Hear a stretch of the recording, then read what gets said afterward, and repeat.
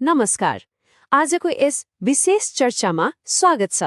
हालै अर्थमन्त्री डाक्टर स्वर्णिम वाग्लेद्वारा संसदमा प्रस्तुत गरिएको आगामी आर्थिक वर्ष 2083-84 को बजेटका सिद्धान्त र प्राथमिकताहरूबारे आज हामी कुरा गर्दैछौँ। देशको अर्थतन्त्र कुन दिशामा जाँदैछ भन्ने कुरा बुझ्न यो दस्तावेज एकदमै महत्त्वपूर्ण छ। ल, ढिला नगरी सिधै विषयवस्तुमा प्रवेश गरौँ। अब यो 40 अङ्क किन यति महत्त्वपूर्ण छ त? खासमा सरकारले आगामी वर्षको बजेटका लागि आफ्ना समग्र योजना र प्राथमिकताहरूलाई ठ्याक्कै 40 वटा स्पष्ट बुँदाहरूमा समेटेर प्रस्तुत गरेको छ। यसैभित्र देशको बिग्रन्दो अर्थतन्त्रलाई ट्र्याकमा ल्याउनेदेखि लिएर विकास निर्माणका ठूला खाकाहरू कोरिएका छन्। तर ठूला म्याक्रो इकोनोमिक कुराहरू एकातिर राखौं। हाम्रो लागि मुख्य प्रश्न भनेको आम नागरिकले यसबाट के फाइदा पाउँछन्?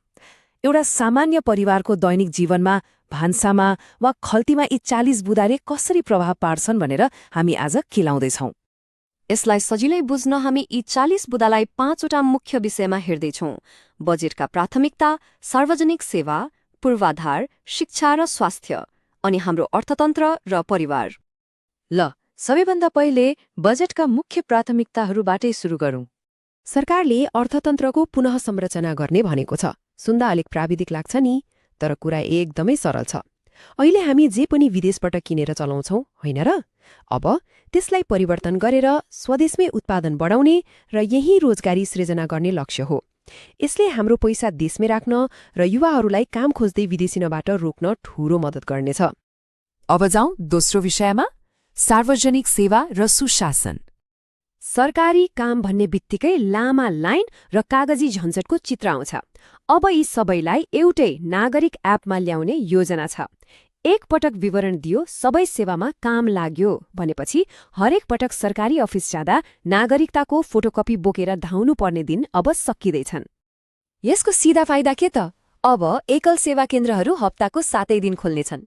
नागरिकता, कर, स्वास्थ्य, व्यवसाय दर्ता सबै एउटै डिजिटल प्रणालीमा। र सबैभन्दा रमाइलो कुरा, सबै काम डिजिटल र पारदर्शी भएपछि बिचौलियाहरूको चलखेल आफै बन्द हुनेछ। यसले हाम्रो समय, पैसा र मानसिक तनाव कति धेरै कम गर्छ हामी सहजै अनुमान गर्न सक्छौँ। तेस्रो खण्डमा कुरा गरौँ पूर्वाधार विकासका योजनाहरूको। देशभर यात्रा गर्न र गाउँको उत्पादन शहरसम्म ल्याउन सडक त चाहियो। बजेटले पुष्पलाल राजमार्ग, हुलाकी राजमार्ग, उत्तर दक्षिण करिडोर र काठमाडौँ तराई फास्ट ट्र्याकलाई एकदमै उच्च प्राथमिकतामा राखेको छ। यी बनेपछि हाम्रो क्षेत्रीय यात्रा कति सजिलो होला र गाउँको उत्पादनले शहरको बजार कति छिटो पाउला, कल्पना गर्नुहोस् त। शहरको कुरा गर्दा पनि काठमाडौँ जस्ता ठूला शहरहरूमा मास ट्रान्जिट अर्थात् ठूला सार्वजनिक यातायात प्रणाली विस्तार गर्ने र मेलम्ची खानेपानी आयोजनालाई सुदृढ गर्ने कुरा अघि सारिएको छ।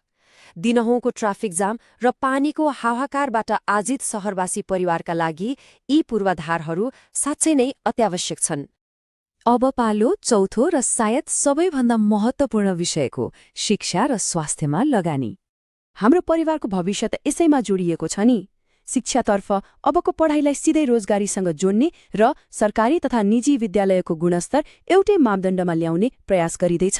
स्वास्थ्यतर्फ चाहिँ स्थानीय तहमै आधारभूत अस्पताल, झन प्रभावकारी स्वास्थ्य बीमा र गाउँ-गाउँमा टेलिहेल्थ सेवा पुर्याउने योजना छ। राम्रो पढाइ र भरपर्दो उपचार, यो त हरेक परिवारको आधारभूत हक नै हो। यसैमा जोडिएको अर्को गजबको कुरा भनेको राष्ट्रिय अनुसन्धान तथा नवप्रवर्तन कोषको स्थापना हो। यसले विश्वविद्यालयको पढाइलाई सिधै डिजिटल अर्थतन्त्र र उद्योगसँग जोड्नेछ। डिग्री हातमा लिएर बेरोजगार बस्नुपर्ने बाध्यतालाई हटाउन यो एउटा एकदमै आशलाग्दो कदम हो। र अन्त्यमा पाँचौं विषय, हाम्रो अर्थतन्त्र र परिवार। हाम्रो अर्थतन्त्रले अब बाटो फेर्दैछ। आयातमा भर पर्ने पुरानो बानी छोडेर अब सरकारले स्टार्टअप, स्थानीय उत्पादन र नवप्रवर्तनलाई जोड दिँदैछ। नेपाललाई एउटा टेक हब नै बनाउने लक्ष्य छ। भनेको हाम्रा युवाहरूले घरमै बसेर अन्तर्राष्ट्रिय स्तरको सफ्टवेयर र डिजिटल काम गर्न सक्नेछन्। यो त साँच्चै नै गेम चेन्जर हुन सक्छ। अनि आर्थिक सुरक्षाको कुरा नि? किसानहरूले आफ्नो मेहनतको उचित मूल्य पाउन् भनेर बालीको न्यूनतम समर्थन मूल्य तोकिनेछ र अर्को ठूलो कुरा, दैनिक ज्यालादारी वा अनौपचारिक क्षेत्रमा काम गर्नेहरूलाई पनि अब बिस्तारै औपचारिक दायरामा ल्याएर सामाजिक सुरक्षा र बीमामा समेट्ने योजना छ। यसले हरेक परिवारको कमाईलाई एउटा बलियो सुरक्षा कवच दिनेछ। समग्रमा भन्नुपर्दा अर्थमन्त्री डाक्टर स्वर्णिम वाग्लेको यो भनाइले यो सबै कुराको सार दिन्छ। उहाँले भन्नुभएको छ, आगामी आर्थिक वर्ष 2083-84 को बजेटले विद्यमान आर्थिक चुनौतीहरूलाई सम्बोधन गर्दै समुन्नत नेपालको दिगो आधार तयार गर्नेछ। मुख्य उद्देश्य भनेकै आम नागरिकलाई आर्थिक रूपमा बलियो बनाउँदै देशमा मध्यम वर्गको ठूलो विस्तार गर्नु हो। तर ल जाँदा जाँदै एउटा गम्भीर प्रश्नमा सोचौं। सुशासन, प्रविधि, पूर्वाधार र उत्पादनमा केन्द्रित यी 40वटा प्राथमिकताहरूले के साँच्चै नै मध्यम वर्गलाई विस्तार गरेर एउटा सामान्य परिवारको भविष्य सुरक्षित गर्न सक्लान् त?